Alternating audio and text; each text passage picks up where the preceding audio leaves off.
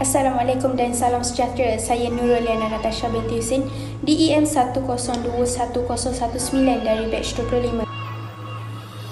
Hai, Assalamualaikum. Saya Muhammad Kamarul Zaman bin Ramli, DEM 07211196. Saya Dalila Aina binti Azhar, DEM 07211158. Assalamualaikum dan salam sejahtera. Saya Nurul Irdani Emilia binti Zaidi, DEM 0721146. Assalamualaikum dan salam sejahtera. Saya Nuriza Zani binti Hamdani, DEM 092132 batch 25.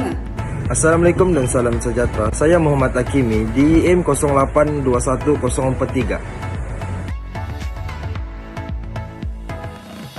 Untuk meningkatkan potensi pekerja, majikan perlu memudahkan program latihan sentiasa menjadi perkara pertama yang perlu diingati. Tetapi bukannya membawa mereka ke seminar atau meninggalkan mereka dengan timbunan modul tebal untuk dibaca.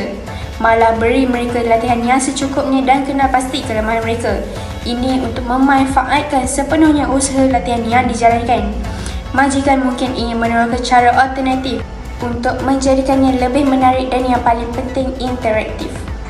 Di samping itu, majikan perlu memperkasakan pekerja untuk melakukan kerja yang terbaik. Orang ramai melakukan kerja terbaik mereka apabila mereka terlibat dan bermotivasi.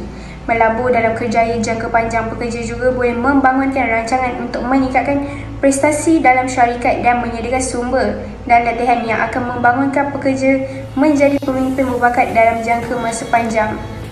Pekerja memerlukan kemahiran dan tabiat baharu semasa mereka bekerja. Bantu pekerja memperoleh kemahiran tersebut dengan memperuntukkan wang belanjawan untuk bengkel, kursus pembangunan profesional, persidangan dan persijilan supaya mereka boleh mencapai potensi penuh mereka. Seterusnya, pekerja hendaklah bertanggungjawab terhadap matlamat. Oleh itu, pekerja memerlukan komunikasi yang jelas tentang tanggungjawab mereka dan perlu dipertanggungjawabkan.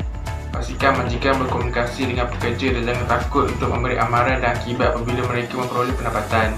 Jika pekerja tentu gagal menyampaikannya, timbangkan untuk melaksanakan pelan peningkatan prestasi, dan jika mereka tidak bertambah baik, mungkin sudah tiba masanya untuk menunjukkan pintu keluar kepada mereka.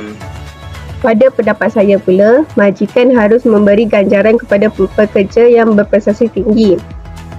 Hal ini kerana kebanyakan organisasi menghadapi masalah ini, iaitu pemimpin menghabiskan masa mereka cuba mendapatkan pekerja berprestasi rendah untuk menambah baik dan merekrut bakat baharu. Lebih-lebih lagi, majikan tidak boleh mengabaikan mereka yang berprestasi tinggi kerana mereka tidak menimbulkan masalah. Ini adalah satu kesilapan. Lama-kelamaan, mereka yang berprestasi tinggi akan hilang minat dan kurang motivasi jika merasakan usaha mereka tidak dihargai. Tambahan pula, majikan boleh kehilangan pekerja yang berprestasi tinggi kerana mereka mendapat permintaan tinggi daripada pesaing jika majikan tidak mengiktiraf kerja keras mereka. Tidak ada kekurangan cara untuk memberi ganjaran kepada pekerja dan berterima kasih kepada mereka kerana kerja yang dilakukan dengan baik.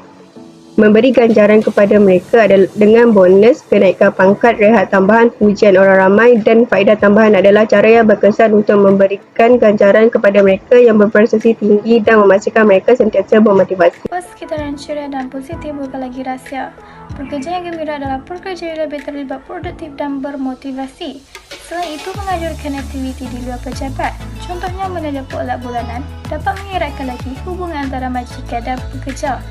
Seterusnya, merancang acara trivia di tempat kerja untuk merapatkan lagi hubungan antara pekerja. Akhir sekali, majikan tidak perlu mengira pangkat atau kedudukan pekerja. Hal ini membuatkan pekerja merasakan pendapat mereka lebih dihargai. Tingkatkan kepuasan kerja. Cara terbaik untuk mengetahui sama ada faedah mempengaruhi prestasi dan motivasi pekerja adalah dengan meminta pekerja melengkapkan tinjauan tanpa nama untuk menentukan perkara yang paling penting bagi mereka. Gunakan teknologi yang betul sebahagian besar prestasi pekerja. Walau banyak syarikat masih bergantung pada semakan prestasi tahunan dan sistem pengurusan prestasi untuk menilai prestasi. Teknologi baharu tersedia yang membantu mengukur prestasi dengan lebih tepat secara berterusan. Jika majikan bersedia untuk meningkatkan prestasi pekerja, meningkatkan pelibatan dan motivasi serta memacu hasil perniagaan yang optimum, mencuba teknologi yang betul. Pada pendapat saya, membenarkan pilihan kerja jarak jauh masyarakat hari ini mempunyai jadual yang fleksibel adalah lebih penting berbanding sebelum ini untuk profesional perniagaan yang sibuk. Bertentangan dengan kepercayaan popular, Memberi pekerja keupayaan untuk bekerja dari rumah tidak akan menjadi mereka kurang produktif. Penyelidikan menunjukkan bahawa pekerja yang bekerja dari jauh adalah 13% lebih produktif daripada rakan sejawatan mereka yang bekerja di pejabat.